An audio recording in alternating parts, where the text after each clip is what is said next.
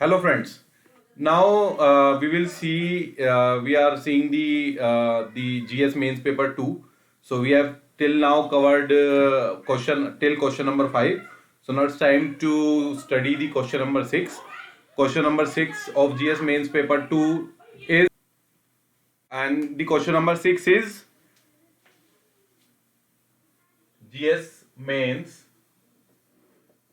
paper 2. So question number 6 is adequate sound for social development. Sound and adequate healthcare policies are required in the field of maternal and geriatric healthcare. Discuss or comment whatever it is, you have to write. So the question is, for the all round social development of the people, of the citizens, of the people in the society, you need to have adequate and sound healthcare policies. So healthcare policies are required for in the field of maternal means mother, जो mother है maternal, यानी कि those who are mothers of children. So maternal and geriatric मतलब old age. So maternal की field में आपको health care policy चाहिए. maternal मतलब mother of small children,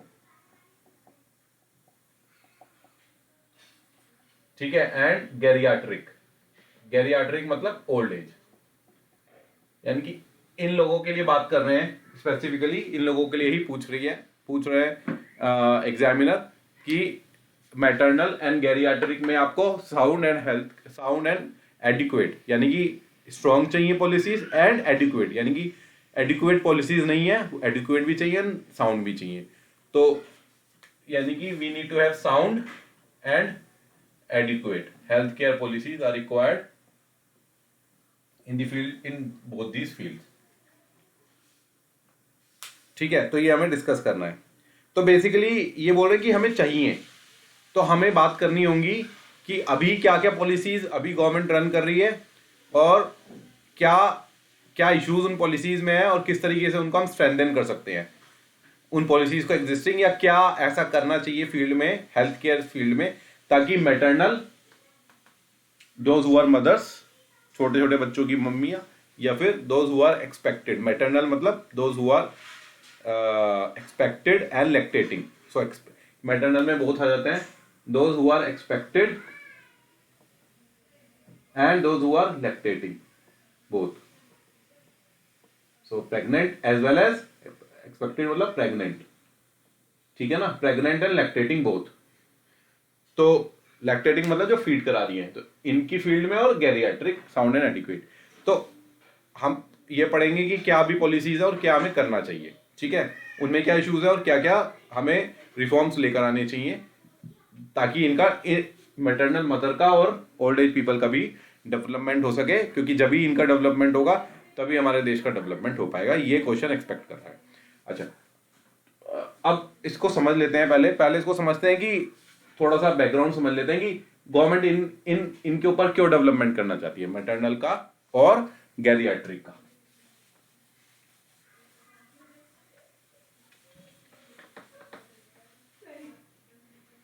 okay students, so article आपको पता है, आर्टिकल 41 एंड आर्टिकल 42. सो ये हमारा डीपीएसपी है, directory principles of state policy. So directory principles of state policy basically वो इंस्ट्रक्शंस हैं जो कि those government needs to follow while making the policies. तो बेसिकली ये they are instrument of instructions. So some instructions for welfare of the people which government actually has to follow. Government is not bound to follow, but it requires that government should follow these policies, the instructions which are written in DPSP, so as to ensure the healthy and all-round development of the citizens in the society. So article 41 and article 42 are related to the maternal and old age basically. तो article 41 क्या कहता है कि it requires, article 41, that the state should take steps for social assistance. ठीक है ना, social assistance की बात करता है ये, in case of old age, unemployment, sickness and disablement, है ना, डिसेबलमेंट। तो ये आर्टिकल 41 इनकी बात करता है। ओके, ओल्ड एज में, अनएम्प्लॉयमेंट में, सिकनेस में एंड डिसेबलमेंट में। ओके, तो इस इन केस में इन लोगों के लिए, ओल्ड एज लोगों के लिए जो कि अनएम्प्लॉयड है, सिकनेस मतलब जो बीमार है, और या फिर जो डिसेबल्ड है, फिजिकली डिसेबल्ड है, तो इन लोगों के लिए सोशल असिस्टेंस की बात करता है आर्टिकल 41। और article 42, the state should ensure to provide just and human conditions of work, यानी कि जो वर्क है लोगों के लिए वो जस्ट एंड ह्यूमन कंडीशंस में होना चाहिए, वो प्रोवाइड करना है गवर्नमेंट को। एंड मैटरनल रिलीफ, तो ये रहा ओल्ड एज का और ये रहा मैटरनल रिलीफ का। तो आपको आंसर यहां से स्टार्ट करना चाहिए कि आर्टिकल 41 एंड आर्टिकल 42 बात करता है ओल्ड एज की एंड मैटरनल रिलीफ की। मैटरनल मतलब वही मदर जो मैंने बात की थी, एंड ओल्ड एज के लिए। ठीक है, ठीक है। Next we will see what existing policies are currently running for providing social security and social benefit and assistance for maternal and old age people। तो थोड़ी सी हम बात करते हैं मैटरनल की पहले, मैटरनल हेल्थ के लिए। तो बेसिकली अभी आप जान लीजिए कि हमारे जो सस्टेनेबल डेवलपमेंट गोल्स हैं वो कहता है कि maternal mortality rate. So maternal mortality rate मतलब कि those who are while delivering the child, means those who are pregnant and while delivering the child, so they actually died due to non institutional mechanism of delivery, है ना, या institutional भी हो सकती है, but basically हमारे यहाँ MMR इसीलिए ही है क्योंकि गवर्नमेंट इज प्रमोटिंग करंटली कि अभी तक नॉन इंस्टीट्यूशनल डिलीवरी जो होती थी, जैसे घरों में डिलीवरी होना या फिर हॉस्पिटल्स में ना होना या फिर क्लिनिक्स में ना होके घरों में डिलीवरी होना, ठीक है, that is a non institutional mechanism of delivery. तो MMR जो है while they were delivering the child, तो maternal mortality rate which is currently 130 plus 1 lakh live birth। So while giving the live birth to children, so out of giving 1 lakh, it is 130 in 2019। So this is the current present status of the maternal mortality rate। And according to SDG, which has to be achieved by 2030, it is 70 पर 1 lakh live birth. ठीक है, तो 70 achieve करना है और अभी तक हम 130 अचीव किए हैं, तो अभी भी काफी, it has to be approximately it is similar to the 1/2, मतलब 50% हैज टू बी रिड्यूस्ड, 50% इसका रिडक्शन करना है अभी भी, ठीक है ना, by 2030 and we are sitting in 2021। ठीक है, तो maternal health, maternal mortality rate जो कि SDG कहता है, the sustainable development goals, which says that the maternal mortality rate has to be achieved by 2030 and MMR should be 70 out of 1 lakh live births, which is presently to 130 per 1 lakh live birth in India currently in 2019। So much work has to be done in the department of maternal health। ठीक है ना, तो अब हम देखते हैं कि क्या गवर्नमेंट स्कीम्स लेकर आ रही है MMR के लिए।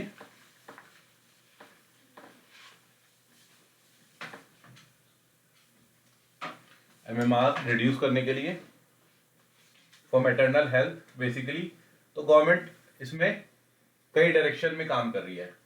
एक तो उनके न्यूट्रिशन के लिए काम कर रही है, adequate nutrition should be provided to the needy maternal people, ईडी मदर्स, ठीक है ना, adequate nutrition and institutional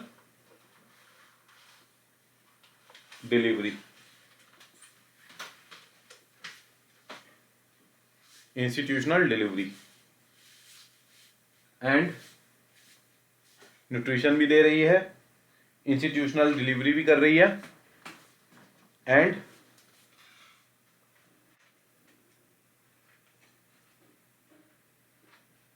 regular health checkup,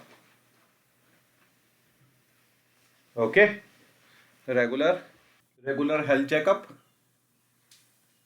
So this is a new area where government has from from last 3-4 years government has started focusing upon. Till now government was focusing on the nutrition part as well as the delivery institutional delivery part related to maternal health. But now government has started focusing on having the regular health checkup of the lactating as well as the not lactating but the pregnant mothers. So this is a new area where government has just started focusing upon. So we can say in these three areas, most of the programs you can say of the government are being currently running maternal health. So we will study about the issues which are currently having in these programs plus what actually points or sorry what things are being missing from these programs. Because of them their holistic development is not able to be is not properly achieved, and the target of MMR, which is 70 per 1 lakh live births, we are not still able to achieve because there's something lacking in these programs which government is currently lacking. So government has to integrate that part also in these programs. So we will see, but presently we will study what programs are currently being run by the government related to maternal health. So government is presently uh, having many programs in this department in this area, which is you can say Matri जननी सुरक्षा योजना,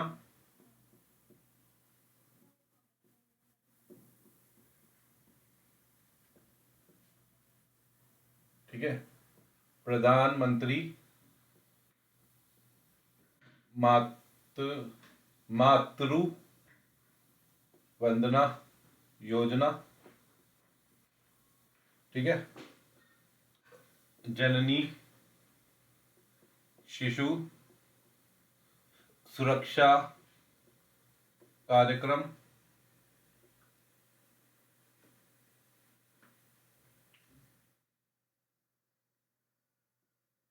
प्रधानमंत्री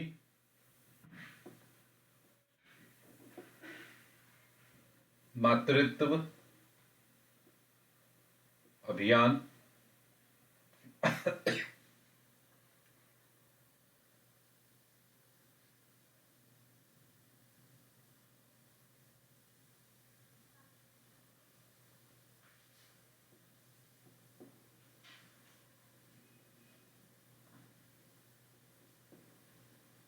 folic acid and health supplementation,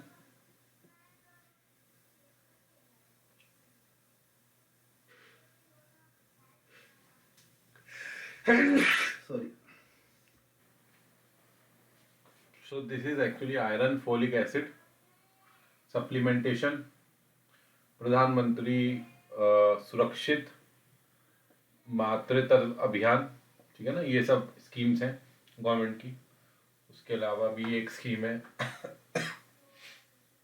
राष्ट्रीय किशोर स्वास्थ्य,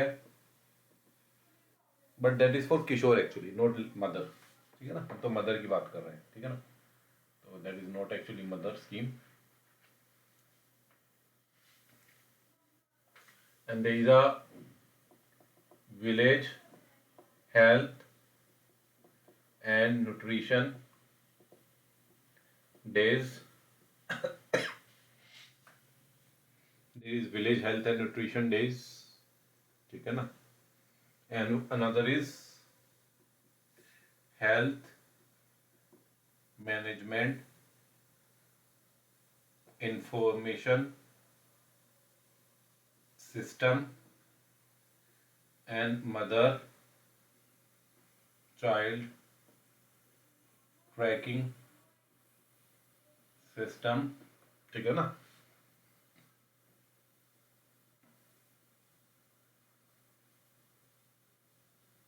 And there is a app, Lakshya app, ठीक है.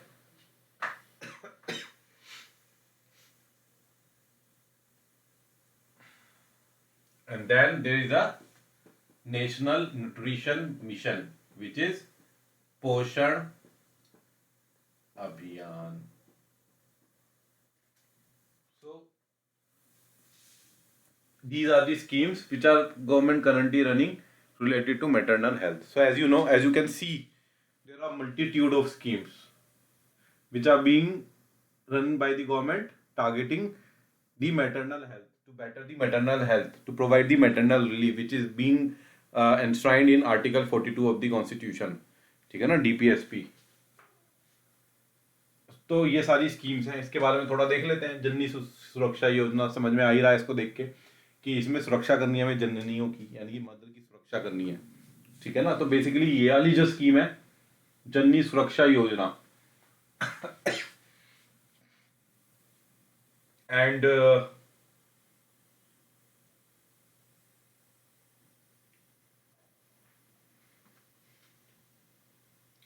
जननी शिशु सुरक्षा कार्यक्रम.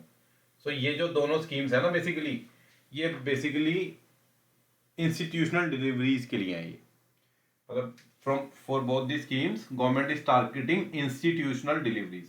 तो आप ये देख लीजिए, मैं बताऊंगा फिर कौन सी स्कीम इंस्टीट्यूशनल. चलो यही मैं बता दूं. सो इंस्टीट्यूशनल यहाँ पे मैं एक छोटा सा बना रहा हूँ, you can see it.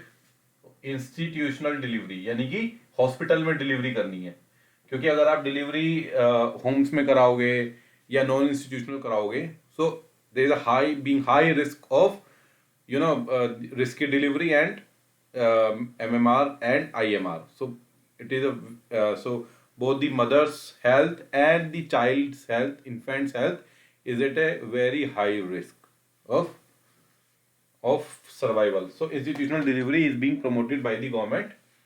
So institutional delivery किसमें है? जननी सुरक्षा योजना and जननी शिशु सुरक्षा कार्यक्रम, so JSY and JSSK. That is for institutional deliveries.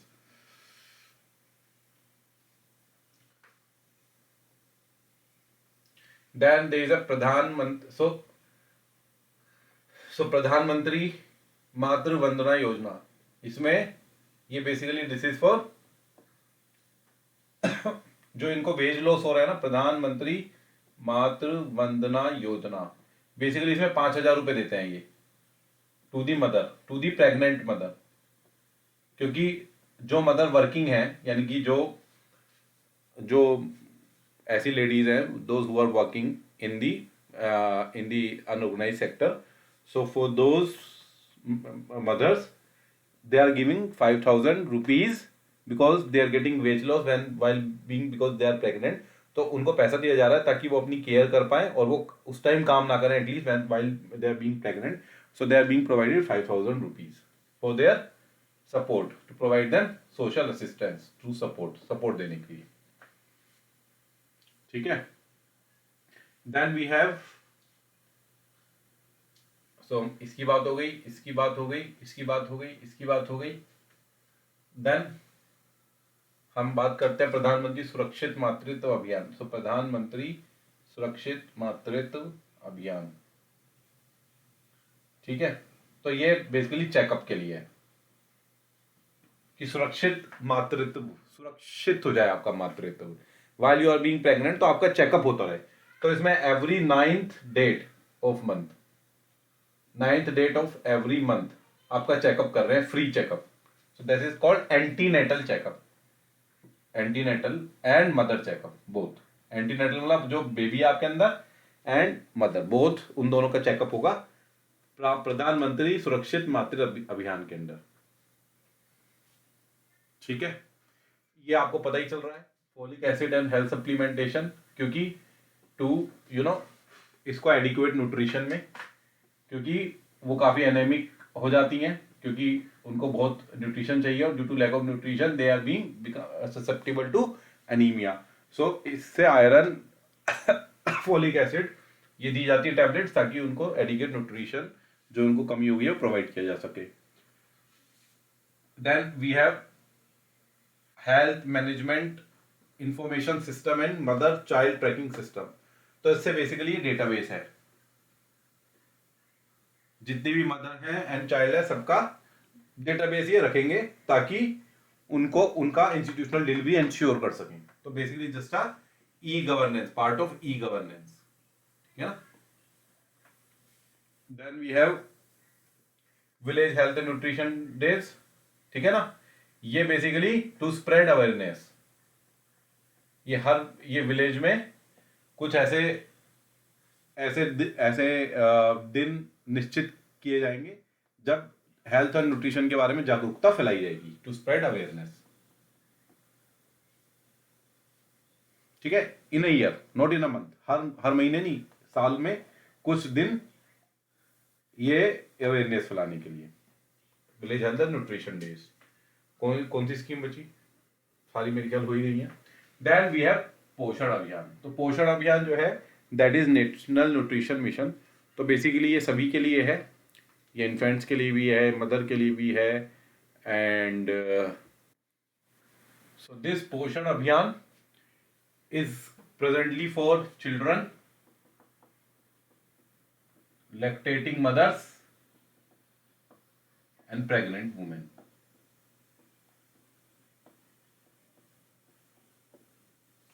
तो इस पोषण अभियान के तहत उनको न्यूट्रिशन, एडिक्वेट न्यूट्रिशन प्रोवाइड किया जाएगा इस पोषण अभियान के तहत. ठीक है. तो बेसिकली इसमें क्या है ना, न्यूट्रिशन, एडिक्वेट न्यूट्रिशन प्रोवाइड करने का स्कीम है, जिसमें जो भी उनका मेल न्यूट्रिशन को बेसिकली कर्व करने के लिए, उनकी स्टंटिंग है, लो बर्थ है, लो वेट है, और लो प्रॉपर डेवलपमेंट नहीं है, तो उसमें कुछ कुछ ऐसे पैरामीटर्स हैं जिनको बेसिकली बेसिस पे आपका status they will monitoring, and adequate nutrition will be provided to them, to those people according to whatever in which areas which they are lacking, like if they are stunted, they have stunted growth, और अगर anaemic हैं, या मतलब basically nutrition, adequate nutrition. तो जितनी भी schemes हैं अलग अलग, जिसमें भी जैसे इंस्टीट्यूशनल डिलीवरी जननी सुरक्षा योजना में प्रोवाइड कर रहे हैं, तो बेसिकली पोषण अभियान में जननी सुरक्षा योजना को भी इंटीग्रेट किया गया है, कि पोषण अभियान के तहत जननी सुरक्षा योजना जिनकी भी इंस्टीट्यूशनल डिलीवरी है, इस अभियान के तहत उनकी एडिक्वेट न्यूट्रिशन भी इंश्योर की जाएगी while they are being delivering the baby. तो फॉर दी फर्स्ट मंथ, एक पहले महीने के लिए, ठीक है ना, एक महीने तक के लिए बेबी को एडिक्वेट न्यूट्रिशन दिया जाएगा जननी सुरक्षा योजना में. बेसिकली इनमें दिया जाता है एक महीने तक उनकी delivery, institutional delivery plus 1 month तक उनकी वहीं पे सेवा की जाती है. मतलब they will be in the hospital only और in the clinic only. So they will be cared by the nurses and by the staff till 1 month after delivery. ठीक है. तो पोषण अभियान के तहत उनको एडिक्वेट न्यूट्रिशन दिया जाएगा. बेसिकली इसमें चिल्ड्रन है, लैक्टेटिंग एंड एडोलेसेंट भी है. ठीक है ना, किशोर टिल 16-17 ईयर्स ऑफ एज. ठीक है ना, एडोलेसेंट्स. इनका भी न्यूट्रिशन की व्यवस्था पोषण अभियान में की गई है. ठीक है. तो ये बेसिकली मोटा मोटा मैटरनल हेल्थ के लिए गवर्नमेंट स्कीम्स चला रही है. अब हम अभी ओल्ड एज पे जाएंगे. अब हम देख लेते हैं कि इन स्कीम्स में क्या लैक कर रहा है, what is being lacking in these schemes.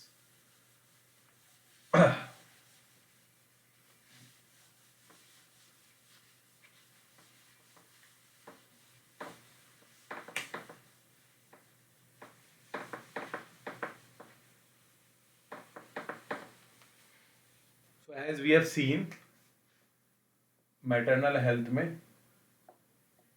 So as we have seen that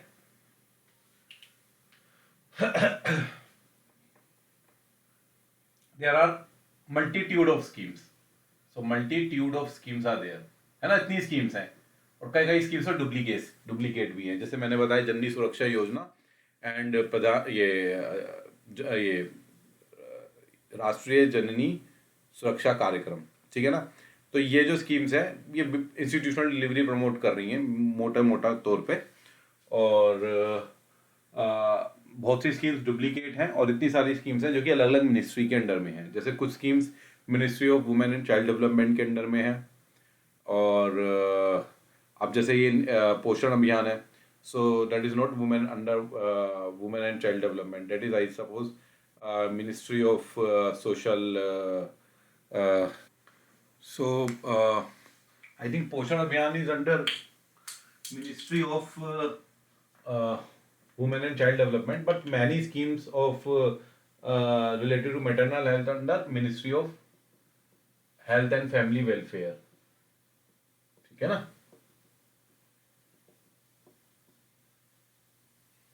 And we have Ministry of Women and Child Development.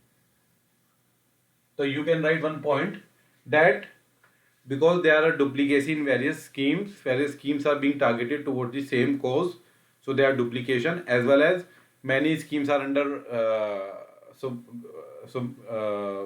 different ministries. So different schemes are related to maternal health are under different ministries. Like some schemes are under Ministry of Women and Child Development and some under Ministry of Health and Family Welfare. तो आप लिख सकते हैं, so due to the non coordination, so there is no non coordination and non-integration, or you can say non-convergence. So because all these schemes are targeted towards the same cause to ensure the maternal health, so the duplicacy should be removed and the convergence of schemes. So schemes either should be under one ministry, or if they are under different ministries, so there should be proper convergence and the coordination for the implementation of those schemes under convergence of both the ministries to implement the schemes. So there is lack of coordination. Currently अभी क्या है ना, कोई coordination अभी ministries में नहीं है properly. So there should be a platform which actually merges. either कोई platform होना चाहिए जो merge करे उन दोनों schemes, मतलब ये both will access the same platform. So उस that platform, or you can say the SPV, which will implement the schemes, ठीक है ना, and that will be autonomous. You can say not autonomous तो होगा, but autonomous होगा, but reporting to one ministry, ठीक है ना. आप ये कह सकते हैं कि ये convergence नहीं है, integration नहीं है ministries का. तो the schemes should be either under one ministry, or if they are under different ministries, then then both different schemes, so there should be a mechanism so that there is a special purpose vehicle which is actually autonomous and which is implementing both those schemes. A and B are different schemes, तो A भी ये करे, B भी ये करे. तो कहने का मतलब ये है कि एक ही मिनिस्ट्री करे, नहीं तो एक व्हीकल हो, special purpose vehicle for implementing those schemes, so that integration and implementation of these schemes will not suffer at the grassroots level, ठीक है ना. एक तो ये बहुत बड़ा इशू है जो कि एड्रेस करना गवर्नमेंट को चाहिए. उसके अलावा क्या इशू है, सो वी विल राइट, यहाँ पे हम लिखते रहेंगे. एक इशू है duplicacy of schemes. Second, different ministries implement different schemes. Currently no convergence is there, ठीक है ना, कोई convergence या coordination नहीं है. Next issue क्या है, identification of beneficiaries. ये मैं ओल्ड एज के लिए भी कहीं ना कहीं एप्लीकेबल होगा. ये मैं बता दूंगा, आप उसके लिए भी लिख सकते हैं, ये हम उसकी अभी बात करेंगे। तो आइडेंटिफिकेशन ऑफ बेनिफिशियरीज, अब बेनिफिशियरीज का आइडेंटिफिकेशन बहुत बड़ा इशू है। ये बेसिकली सभी मदर्स के लिए नहीं है, ये उन्हीं मदर्स के लिए जो एक्चुअली नीडी हैं, ठीक है ना, जिनको जो इंस्टीट्यूशनल डिलीवरी नहीं करा सकते, जो कि एक्चुअली नीडी हैं, जो कि उतना they are not that much financially sound that they cannot have institutional delivery and they cannot have adequate nutrition. That is why proper identification of beneficiaries should be required, and that can only be possible if we have the intervention of e-governance. Digital माध्यम से ही हम ये identification कर सकते हैं properly. जैसे आपको पता है पीडीएस के लिए what they have done, they have integrated the Aadhaar card. So Aadhaar card के माध्यम से with their bank accounts and उसके माध्यम से ये आइडेंटिफिकेशन करता है। सिमिलरली आइडेंटिफिकेशन ऑफ बेनिफिशियरीज आपको मदर्स के लिए भी आपको कोई एक माध्यम आपको देखना पड़ेगा, जिसके माध्यम से आप इनका कोई ना कोई आपको मदर के लिए एंड चिल्ड्रन के लिए, सो स्कीम्स मदर एंड चिल्ड्रन के लिए, तो जो मैंने बोला था HIMS and child tracking system, mother and child tracking system, ये गवर्नमेंट ने जरूर अभी लॉन्च किया है, बट उसमें अभी इशू है। वो बेसिकली स्टेट वाइड है, मतलब राजस्थान का अलग है, उत्तर प्रदेश का अलग है, सबका अलग है, ठीक है ना। तो उसमें एक तो कन्वर्जेंस नहीं है। अब मान लीजिए ये है कि कोई एक बंदा राजस्थान की लड़की है but she is married to Uttar Pradesh for example, तो अभी इशू ये आता है कि उसने अपना for example if she is being registered in for example in Rajasthan hospital, तो अभी इंटीग्रेशन नहीं है basically. So HIMS should be integrated pan India, कि आप अगर यहाँ पे हो राजस्थान में हो, आप किसी भी स्टेट में, आप किसी भी स्टेट में डिलीवरी करा सकते हो। सो दैट इज इंटीग्रेशन अभी नहीं है, अभी ये स्टेट वाइड है, इंटीग्रेशन नहीं है, और बहुत बहुत जगह पे तो ये अभी मौजूद ही नहीं है, कुछ कुछ पर्टिकुलर हॉस्पिटल्स में it is available. So identification of beneficiaries is a very big issue currently in implementing these schemes, and actually to actually ensure that the schemes benefit of those schemes will reach to the actual beneficiaries. So कोई mechanism अभी नहीं है, proper mechanism नहीं है, तो ये mechanism government को find out करना चाहिए, क्योंकि अभी स्टेट वाइड है, डिपेंडिंग ऑन स्टेट है, एंड स्टेट के अंदर भी सभी हॉस्पिटल्स में नहीं है। तो सभी हॉस्पिटल्स को आपको इंटीग्रेट करना पड़ेगा इस HIS में, हेल्थ इंफॉर्मेशन सिस्टम में, and it is pan India, state wide नहीं होना चाहिए, इट इज पैन इंडिया, ठीक है ना। आप कहीं भी डिलीवरी करा सको, राजस्थान की लड़की वो यूपी में डिलीवरी करा सके अगर वो कराना चाहे। मान लीजिए इफ शी इज अगर वो बॉर्डर पे है तो वो उत्तर प्रदेश में डिलीवरी करा सके, तो ऐसा होना चाहिए प्रोविजन, जो कि अभी नहीं है। तो identification of beneficiaries is a very big issue.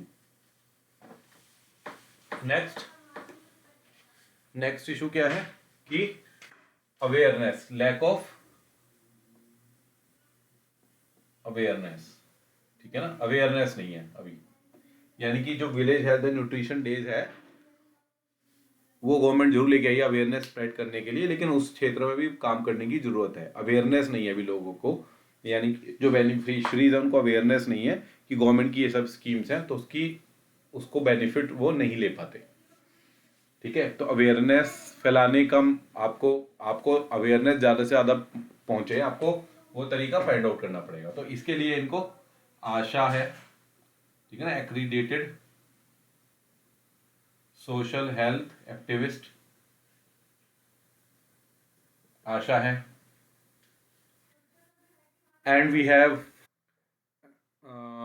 And anganwadi है वर्कर, तो आशा आंगनवाड़ी वर्कर, ठीक है ना।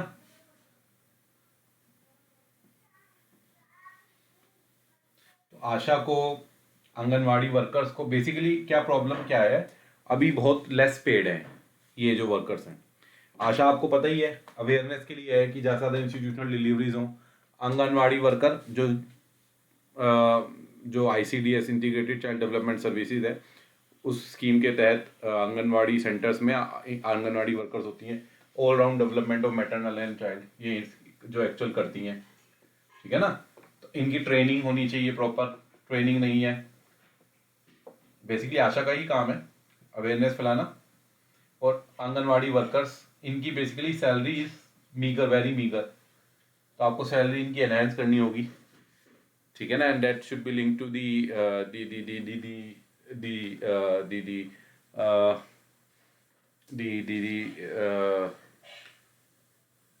You can say inflation index, ठीक है ना। होना चाहिए कुछ ना कुछ, ताकि प्रमोट कर सको आप इन वर्कर्स को, so that they will all whole heartedly participate in the development of the maternal as well as child health. तो आशा है आंगनवाड़ी वर्कर्स हैं इनके लिए, तो इनको स्ट्रेंथन करेंगे तभी आप अवेयरनेस को जो कम है उसको आप बढ़ा पाएंगे, ठीक है।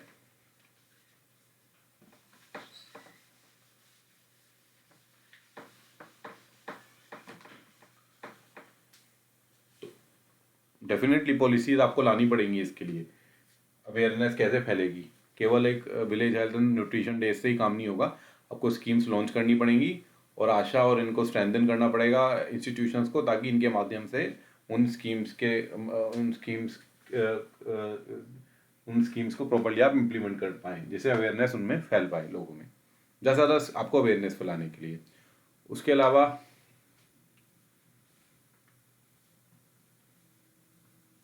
जो न्यूट्रिशन की आप हमने बात की थी अभी तक, एजुकेट न्यूट्रिशन, तो पोषण अभियान इन्होंने लॉन्च किया है, पोषण अभियान, ठीक है।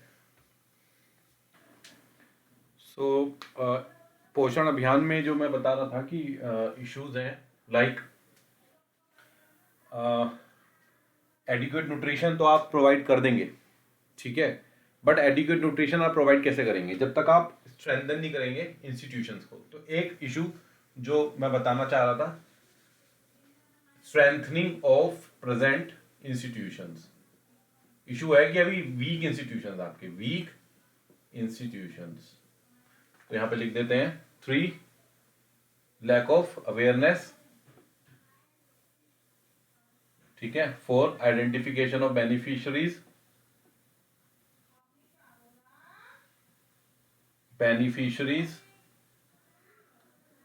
then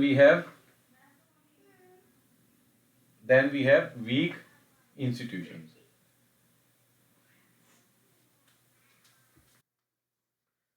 So weak institutions, अब बेसिकली वीक इंस्टीट्यूशंस मतलब, अब जैसे पोषण अभियान है, आप एडिक्वेट न्यूट्रिशन देना चाहते हैं, तो एडिक्वेट न्यूट्रिशन आप कैसे देंगे। एडिक्वेट न्यूट्रिशन देने के लिए आपको अपने इंस्टीट्यूशंस को स्ट्रेंथन करना पड़ेगा, क्योंकि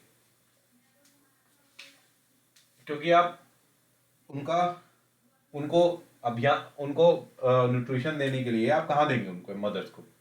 सो will give nutrition to them in the anganwadi centres, anganwadi centres में देंगे या फिर क्लिनिक्स में देंगे, ठीक है ना। तो आपके पास प्राइमरी हेल्थ सेंटर्स नहीं है, lack of primary health centres, मतलब है ही नहीं, प्राइमरी हेल्थ सेंटर्स नहीं आपके पास, like lack of primary health centres या वीक आंगनवाड़ी सेंटर्स।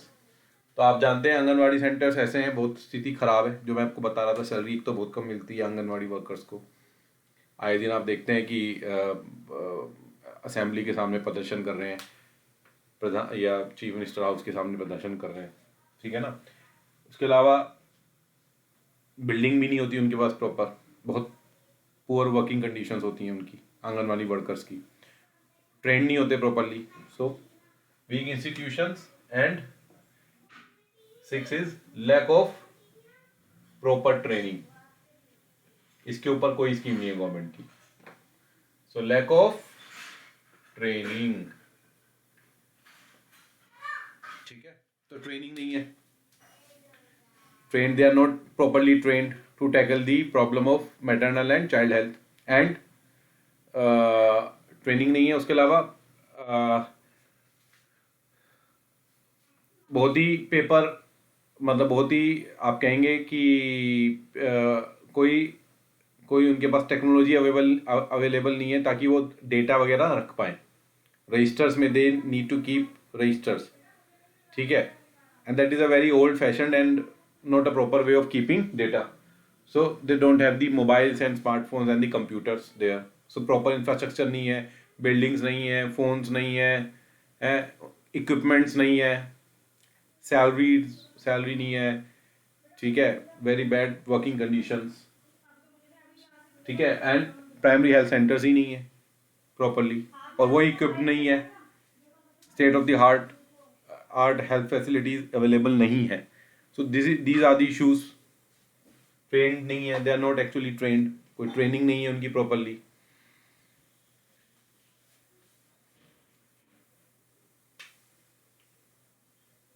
और अगर उनको कोई इक्विपमेंट खरीदना भी है, in so takes a long time to procure.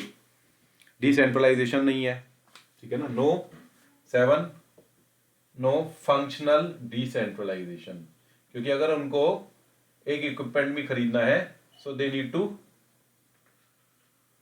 जो डिस्ट्रिक्ट हेल्थ हेड है, या जो बेसिक जो हेल्थ का जो हेड होता है, जैसे for example I think CMO is the chief medical officer होता है, उसके माध्यम से आपको फाइल पुट अप करनी होगी, और उसकी कुछ एक उसकी बहुत लिमिटेड एक फाइनेंशियल ऑटोनॉमी होती है.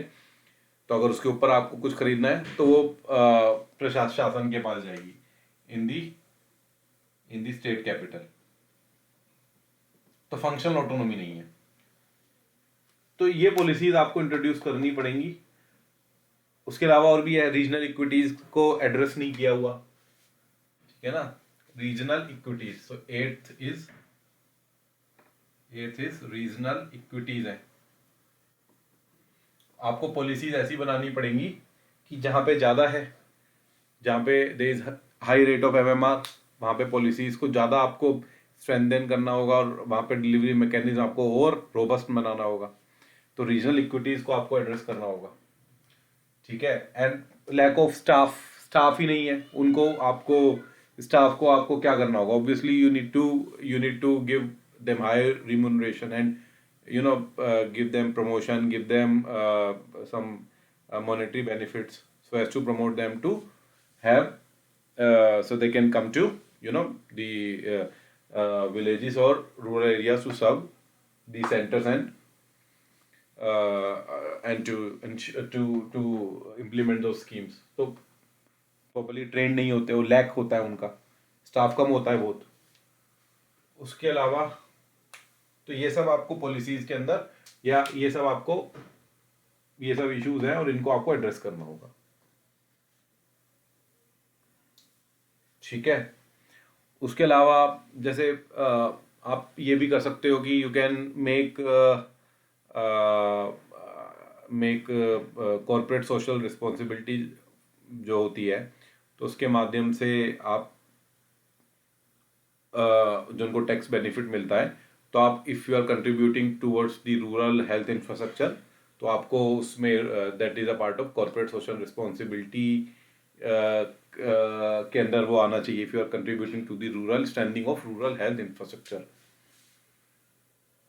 ठीक है. So this is about the maternal health. जो इश्यूज में आपको मोटे मोटे जो इश्यूज हैं, ई गवर्नेंस का ज़्यादा से ज़्यादा आपको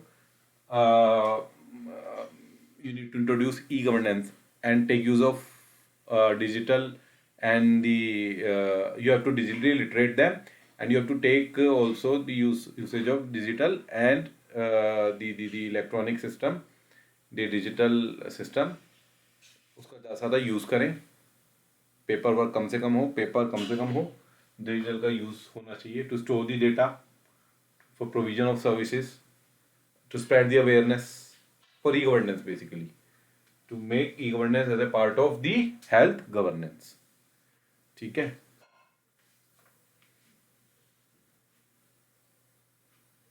So these are the issues which are related to the maternal health. अब हम ओल्ड एज की बात कर लेते हैं.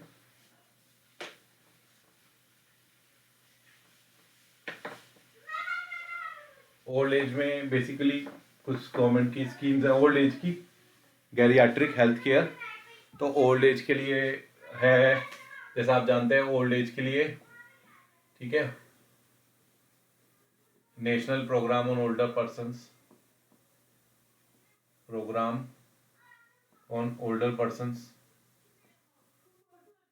ठीक है.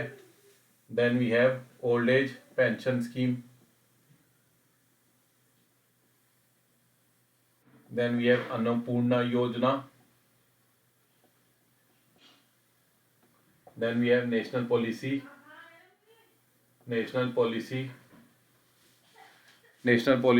on support for older persons. National policy on support for older persons. We have this scheme, ठीक है, related to the old age. So national program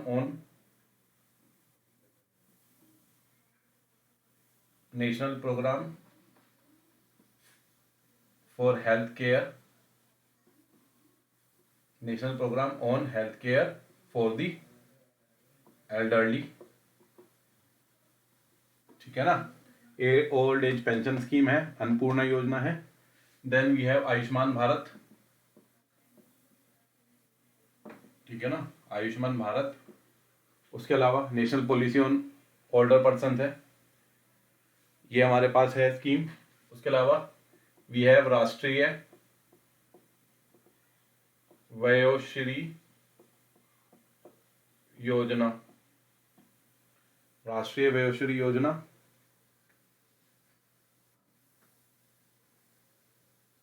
then we have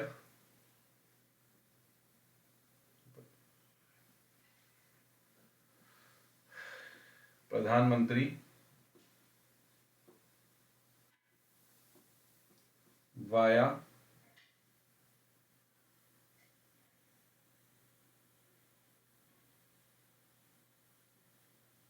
प्रधानमंत्री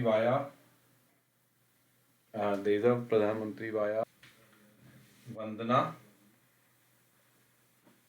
योजना.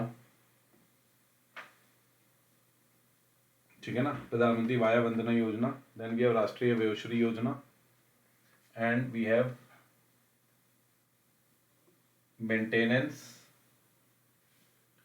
And welfare of parents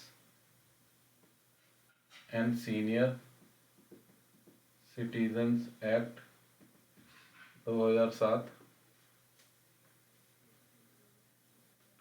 maintenance and welfare of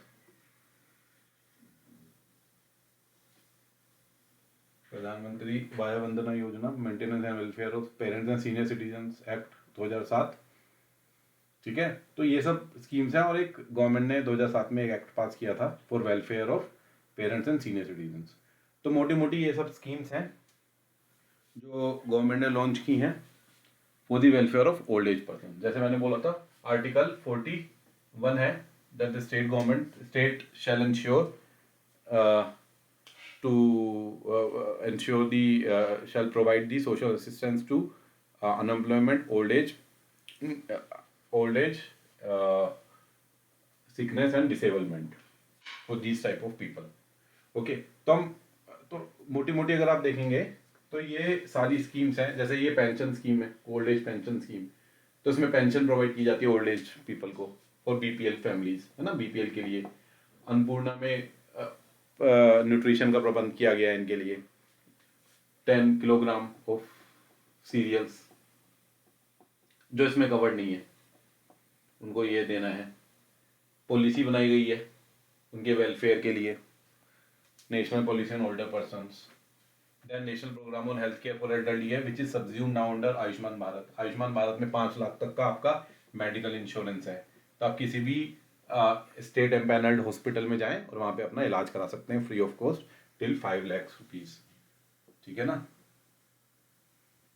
ये old age लोगों के लिए है. Then we have प्रधानमंत्री वाया वंदना योजना. प्रधानमंत्री वाया वंदना योजना में क्या है, इसमें बेसिकली ये भी पेंशन के लिए है, लेकिन इसमें क्या है ना, you need to contribute first. तो आपको कुछ एक वॉलेंट्री कंट्रीब्यूशन करना होगा और उसके ऊपर आपको फिर पेंशन मिलेगी. बट इसमें क्या है, एश्योर्ड रिटर्न है 8% का, कुछ ऐसा इन्होंने रिटर्न दिया है, एश्योर्ड रिटर्न. ठीक है. Then we have Rashtriya Vayoshri योजना.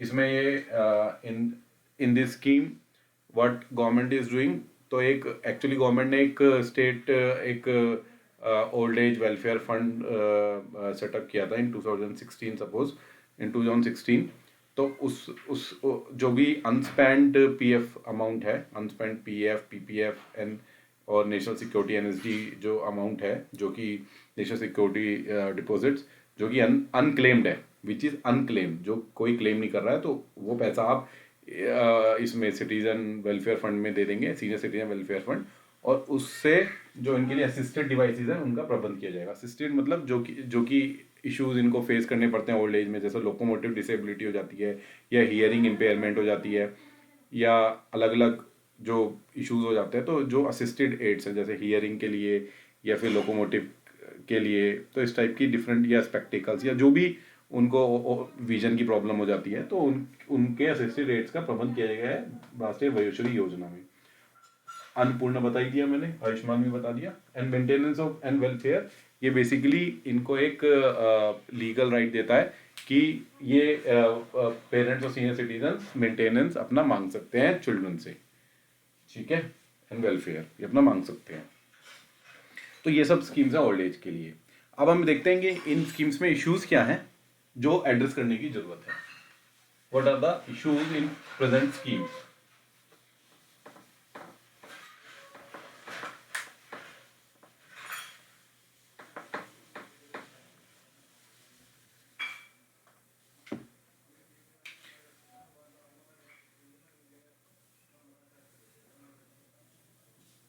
ठीक है ना,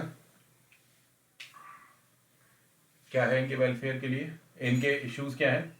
एक तो वही है, कुछ schemes under ministry of social justice and empowerment में है, some schemes are ministry of finance के अंडर में है। तो वही है इंटीग्रेशन वाली प्रॉब्लम जो मैंने बोली थी कि इंटीग्रेशन ऑफ डुप्लीकेसी है कुछ स्कीम्स की, जैसे आपकी already Indira that national old age pension scheme है, उसके अलावा आपने प्रधानमंत्री वाया वंदना योजना भी लॉन्च की पेंशन के लिए। तो इंटीग्रेशन होनी चाहिए स्कीम्स की, डुप्लीकेसी अवॉइड करनी होगी, और जो डिफरेंट मिनिस्ट्री के अंडर स्कीम्स हैं उनको एक मिनिस्ट्री के अंडर नोडल मिनिस्ट्री में लाना होगा, एक नोडल मिनिस्ट्री बनानी होगी इसके लिए, ठीक है। एक तो यही एक है, इंटीग्रेशन ऑफ स्कीम्स करना होगा आपको, ठीक है। सॉल्यूशंस, चलो इश्यूज लिख देते हैं यहाँ पे, डिफरेंट स्कीम्स, डुप्लीकेट स्कीम्स, ठीक है। एक तो यही प्रॉब्लम है, और दूसरा जो पेंशन अभी दी जा रही है वो काफ़ी मीगर है, अराउंड 200 रुपीज़, 500 रुपीज़ ओनली, तो उसको एटलीस्ट, तो मीगर पेंशन है, बहुत ही पेंशन उनकी कम है, जो कि उनको सोशल असिस्टेंस के लिए बहुत कम है, तो एटलीस्ट 2000 पर मंथ होनी चाहिए, ठीक है ना। तो ये प्रोविजन होना चाहिए, ठीक है। मीगर पेंशन है इनकी, ये एक इशू है, तो एटलीस्ट इतना तो होना ही चाहिए 2000 रुपीज़ पर मंथ, जो कि एक मिनिमम पेंशन इतनी तो कम से कम गवर्नमेंट को इंश्योर करनी चाहिए। उसके अलावा इश्यूज क्या हैं इन लोगों की?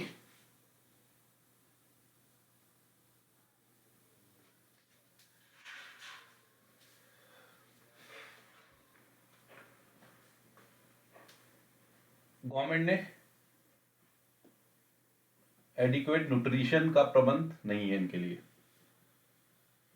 ऐसी अभी तक कोई स्कीम नहीं है जिससे एडिक्वेट न्यूट्रिशन, जैसे मैटरनल और चाइल्ड के लिए है, तो इन लोगों के लिए भी होना चाहिए। 2000 इज नॉट सफिशिएंट, क्योंकि इनके अपनी इश्यूज भी होते हैं हेल्थ रिलेटेड, तो एडिक्वेट न्यूट्रिशन का प्रबंध नहीं है, ठीक है ना। तो पॉलिसी के अंदर एडिक्वेट न्यूट्रिशन, जिस हिसाब से पोषण अभियान एडोलेसेंट्स के लिए, लैक्टेटिंग मदर्स के लिए, प्रेग्नेंट मदर्स के लिए है, प्लस चिल्ड्रन के लिए है, इसी तरीके से ये ओल्ड एज लोगों के लिए भी होनी चाहिए। कुछ ऐसा एडिक्वेट न्यूट्रिशन का पॉलिसी इंटरवेंशन चाहिए in the case of nutrition, so that they will be provided adequate nutrition, ठीक है। ये अभी नहीं है। उसके अलावा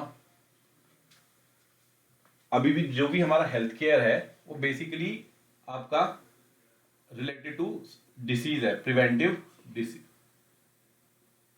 जो आपको कोई एक डिसीज हो गई है, ठीक है ना, preventive disease, so that disease preventive plus if you are suffering from a disease, ठीक है। साइकोलॉजिकल अभी इश्यूज को एड्रेस नहीं करते हैं, साइकोलॉजिकल जो उनको इश्यूज होते हैं, जो हमारी एडिक्वेट हेल्थ केयर पॉलिसीज नहीं है जो कि साइकोलॉजिकल इश्यूज को एड्रेस कर सके। जैसे फॉर एग्जांपल इनको मेमोरी लॉस होता है विच इज कॉल्ड डिमेंशिया, तो डिमेंशिया मेमोरी लॉस हो गया, ठीक है। और उसके अलावा सोचने समझने की शक्ति खत्म हो गई, ठीक है, मेमोरी लॉस हो गया, एबिलिटी टू थिंक,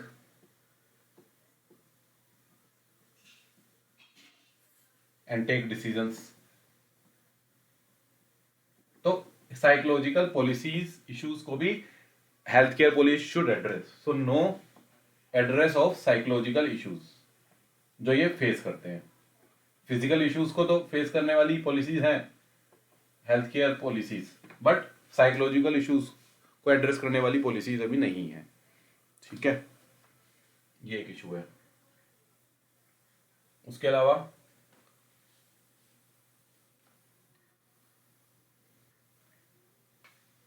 ठीक है, और एक इशू ये और है कि जो इनका जो मेंटेनेंस है, जो कि लीगल अब इनका राइट है कि they will get legal maintenance as well as welfare under maintenance and welfare of senior citizen and parents act, जो 2007 का एक्ट है, उसको अभी बेसिकली और स्ट्रेंथन करने की जरूरत है, क्योंकि उसमें बहुत सारे इश्यूज हैं। तो उसमें इश्यूज ऐसे हैं जैसे इसका इम्प्लीमेंटेशन बहुत पुअर है, और जो पुअर जो ओल्ड एज पीपल हैं उनके पास वो ट्रिब्यूनल जो इन्होंने मेंटेनेंस ट्रिब्यूनल बनाया है, इसके तहत सेटअप किया है, वो सेटअप ही नहीं है बहुत जगह पे, जो कि स्टेट गवर्नमेंट सेटअप करेगी, but they are not being setup. तो उनके पास प्रॉपरली रिकॉर्ड्स नहीं है, या they are not properly aware of their rights, and उसके अलावा अवेयरनेस नहीं है, एंड जो प्रोसेस है to get maintenance is very lengthy and very complex, ठीक है ना, and it is not easier for them to approach the tribunal to get the justice. So it should be simpler as well as the speedier also. तो उस act को strengthen करने की जरूरत है। तो इश्यूज विद उसके लिए मेंटेनेंस का बिल आया था इनका, but that still not been able to, I suppose not able to pass. Maintenance and welfare of senior citizen act 2007, ठीक है, ये है। तो ये मोटे मोटे ये सब इश्यूज हैं। तो बेसिकली अगर आप देखेंगे तो इनको एड्रेस करने की जरूरत है। जैसे मैंने बोला 2000 रुपये पेंशन होनी चाहिए, साइकोलॉजिकल को आपको लेना पड़ेगा, आपको एड्रेस करना पड़ेगा, एडिक्वेट न्यूट्रिशन देना पड़ेगा, पॉलिसीज बनानी पड़ेंगी। उसके अलावा जैसे मैंने CSR बताया था, कॉर्पोरेट सोशल रिस्पॉन्सिबिलिटी, तो उनको अगर वो सीनियर सिटीजन वेलफेयर फंड में डालेंगे तो भी उनको definitely that should be a part of CSR funds, corporate social responsibility का पार्ट होना चाहिए। जैसे उसके लिए मैंने बोला था, अगर वो मैटरनल एंड चाइल्ड के लिए अगर वो सपोर्ट करेंगे, तो रूरल हेल्थ इंटरवेंशंस करेंगे, तो यही होना चाहिए। इसके अलावा प्रॉपर ट्रेनिंग होनी चाहिए, ठीक है ना। तो क्या होनी चाहिए? प्रॉपर ट्रेनिंग, इन लोगों की प्रॉपर ट्रेनिंग होनी चाहिए। और मैं तो कहूँगा कि एक नोडल मिनिस्ट्री होनी चाहिए इनके लिए। तो आप इसके साथ समराइज कर सकते हैं कि एक नोडल मिनिस्ट्री होनी चाहिए फॉर किन के लिए? फॉर ओल्ड एज, ठीक है, मैटरनल एंड चाइल्ड, ये सबसे ज़्यादा वल्नरेबल सेक्शन है। इनके लिए होना चाहिए एक नोडल मिनिस्ट्री जो कि इनको एड्रेस करे, इनके लिए पॉलिसीज बनाए और प्रोग्राम्स को इम्प्लीमेंट करे। इसके अंतर्गत ही होने चाहिए सारी schemes. So there should be a nodal ministry to implement this, to integrate the policies and to implement the schemes which are different under different ministries presently addressing the issues related to the geriatric and the maternal health. उसके अलावा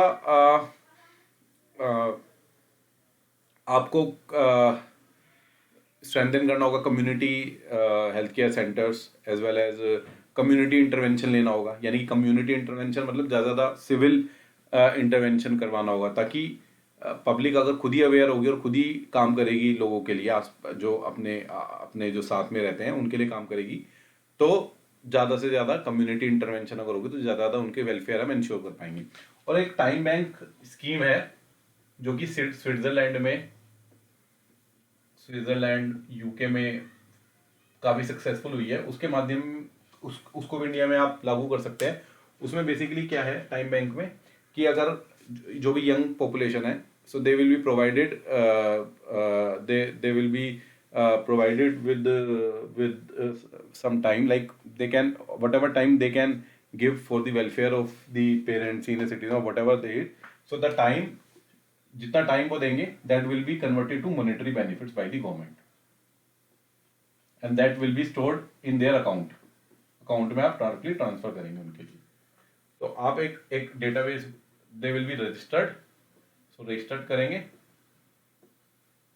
there will be proper monitoring mechanism होना चाहिए. Monitoring बहुत poor है schemes की, तो monitoring mechanism होना चाहिए कि जो लोग भी टाइम दे रहे हैं तो उनका मॉनिटरी कन्वर्ट करके उनका ट्रांसफर करना चाहिए. तो time bank, they will be a bank, so there will be a database where they will be the time which are devoting for the welfare of senior citizens will be stored and the time will be converted to monetary benefit and transferred directly in their account. So these are time bank scheme जो senior citizens के लिए इन्होंने लागू की है. तो इस तरीके से ही हमारे देश में भी लागू हो सकती है. तो मोटा मोटा तौर पे अगर आप कहेंगे तो इस टाइप की पॉलिसीज हमारे देश में लागू करने की जरूरत है जहाँ पे कम्युनिटी इंटरवेंशन ज़्यादा से ज़्यादा हो, और उनका न्यूट्रिशन और उनको अवेयरनेस और बेनिफिशरीज का जो वो है आइडेंटिफिकेशन प्रॉपरली हो. ई गवर्नेंस को ज़्यादा से ज़्यादा डिजिटल माध्यम से ज़्यादा से ज़्यादा इंटरवेंशन करने की ज़रूरत है ताकि मेंटेनेंस इजी हो जाए, डेटा की मेंटेनेंस इजी हो जाए. उसके अलावा ये टाइम बैंक स्कीम जैसी लॉन्च करनी चाहिए और इंटीग्रेशन होनी चाहिए of different, so they will B nodal ministry जैसे मैंने बोला. और एंड यू कैन से कॉर्पोरेट सोशल रिस्पॉन्सिबिलिटी के माध्यम से भी इनको पैसा भेजना चाहिए ताकि कॉर्पोरेट सोशल रिस्पॉन्स उनको, अगर उनको क्योंकि टैक्स बेनिफिट मिलता है तो कॉर्पोरेट रिस्पॉन्सिबिलिटी में डालना चाहिए. ठीक है, तो ये सब इंटरवेंशंस अगर पॉलिसीज़ में करेंगे तो इनका वेलफेयर हम इंश्योर कर सकते हैं और जो एक्ट्स हैं उनको स्ट्रेंथन करना चाहिए. विद दिस, काफ़ी लंबा लेक्चर हो गया. With this I and my lecture here. I will come with question number 7 now. Till then, it's big thank you.